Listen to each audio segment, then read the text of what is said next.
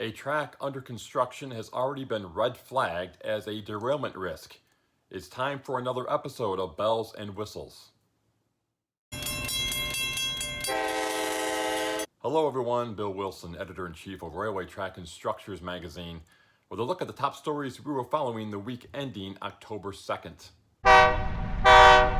The Long Island Railroad will be constructing a bridge over the weekend, and the agency also hopes it will be demolishing some tragic memories.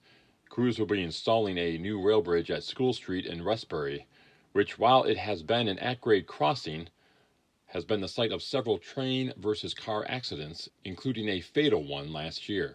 The new bridge will span a two-lane underpass for vehicle traffic. The Transportation Safety Board of Canada has reported that the April 2019 derailment of a VIA rail passenger train traveling eastward at 60 miles per hour on Canadian National's Newcastle subdivision near Coal Branch, New Brunswick, appears to have been caused by a broken rail.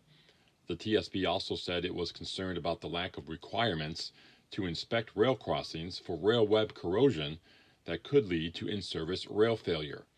The VIA had traveled over the Lakeville Road crossing before the last two passenger cars derailed.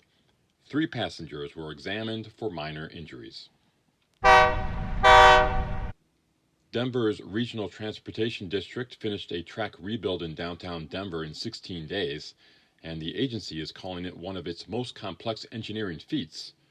Work involved dealing with a curve of light rail tracks at 14th and Stout Streets. It is known to be one of the most complex and vulnerable engineering spots in the RTD system. The tight curve requires an extra restraining rail next to the main rail to prevent derailments. Looping requires complex switches embedded in concrete. Washington Metro's Silver Line extension is already being red flagged for safety. The second phase of the track is currently under construction and is expected to open in 2021. But Metro has sent out a letter that will most likely cause some additional work. The agency is concerned about an issue that could result in derailments and sent a letter to the Washington Metropolitan Airports Authority.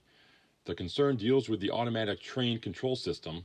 WMATA has identified deficiencies in the spacing of crossbonds that could result in broken rail not being detected.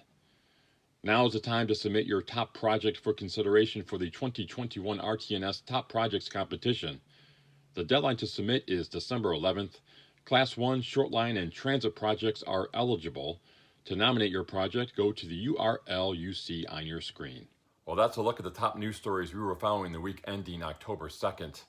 For the latest news, go to www.rtnds.com. You can also find us on social media. We are on Twitter and Facebook. Have a great weekend, everyone.